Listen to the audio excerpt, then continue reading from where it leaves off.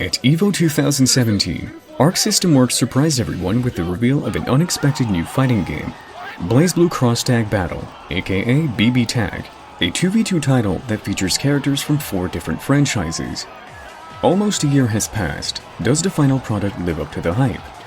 Before we begin, let's address the many misunderstandings that surround the game. Arc System Works tried to create a game that would appeal to both brand new players and veterans, but they did not communicate their intentions properly and ended up creating confusion and false impressions. First, let's address the name. BlazBlue Cross Tag Battle is a misleading name. It leads players to believe that it will be an evolution of established BlazBlue mechanics, share a similar control scheme, and just have that BlazBlue feel. This is why people complained about characters being dumbed down compared to previous titles. But it isn't a BlazBlue game, nor is it a Persona or Under Night In-Birth game. BB Tag is a new game that features characters from various past games within a brand new environment. Most of the characters come from 1v1 titles, where each character is given all the needed tools to function alone. But this game, being 2v2, asks you to treat characters as part of a team, adding new, strong tools in the form of partner actions. The game would be a mess if you take the unchanged 1v1 characters and give them access to assists. Therefore, the characters' tools had to undergo changes in order to be balanced alongside the new options. People complained about characters having less tools, but forget that BB Tag is not a 1v1 game, it's 2v2. They focus on what characters can no longer do, ignoring what is now possible with partners. BlazBlue Cross Tag Battle is a brand new game, but aesthetically it doesn't feel very new, for a variety of reasons. While it's very different mechanically, the majority of the stages and music are ones veterans have already known for years. The game is also lacking in content, and in ways that run contrary to its goals. It's really weird to have a game aimed at new players that lacks a simple arcade mode.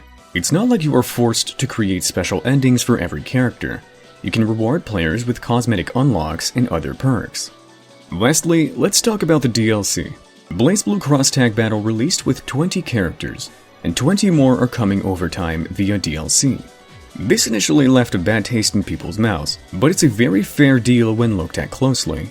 The cost of purchasing the base game and all current DLC is comparable to other fighters with their DLC included, but the base game is cheaper, so players who only want access to specific characters end up paying less than usual. There's an impression that the game was made under a very tight schedule, one that influenced the overall package. Arc System Works are known for their polish, so it's weird to see them making such a poor first impression, especially when this game is meant to attract newcomers to their games. But to fighting game players, we say this.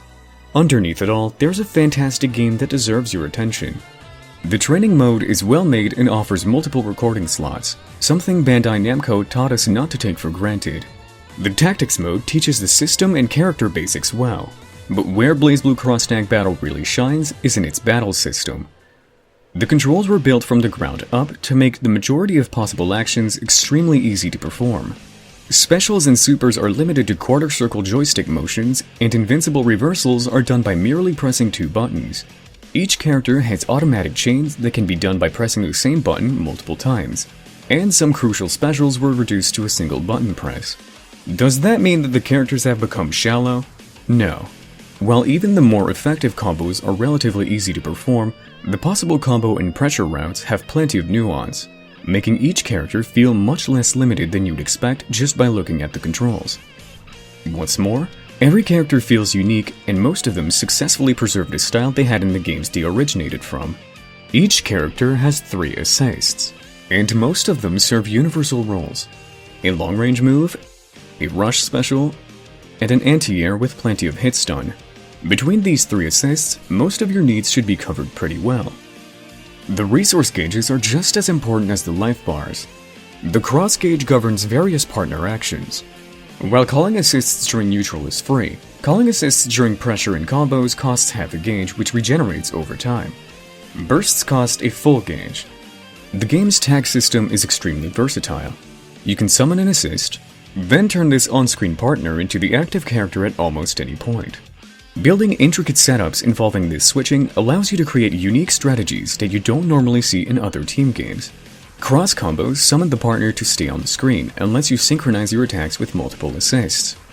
It's a very freeform system, and allows for a myriad of different strategies both for offense and defense. The super gauge is also important, and like the cross gauge, it has multiple uses. Push blocking costs 1 stock, and super moves cost 2. Push blocking lets you escape a bad situation, which is easy for your opponent to create given all the offensive options at their disposal. Supers can serve as invincible reversals or to punish assist calls from across the screen. Overall, the resources give access to both strong offense and strong defense, so using them wisely can spell the difference between victory and defeat. Bursts are common, but can be punished on reaction with an assist call. Getting an initial hit without the help of an assist may be harder, but doing so makes your combo immune to bursts. While invincible reversals can be done by simply pressing 2 buttons and are air unblockable, they are heavily punishable.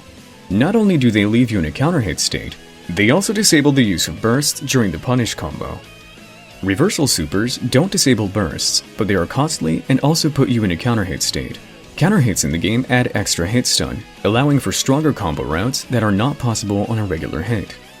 Every team fighting game has an inherent problem with lame duck situations, where the last character in a team is limited in their ability to win against a full team. BB Tag tries to solve this with Resonance Blaze, a power-up available when you're down to 1 character. It grants several buffs for a limited time. While in Resonance Blaze, normals do chip damage when blocked, and you get a massive increase in chip damage overall. This creates unique situations where specific block strings can easily drain the opposing character's life bar. This can be negated by push blocking or by just outright avoiding contact. Overall, BlazBlue Cross Tag Battle offers a very interesting take on team fighting, with a fun, freeform system to explore, and does it while reducing the execution requirements to a minimum without harming high-level play. Despite its peripheral problems, we think the game has great potential and deserves to be played alongside the best titles of the genre. Final rating? 4 out of 5. If you found this review informative and want to see more reviews in the future, let us know in the comments below. Thank you for watching, and see you next time.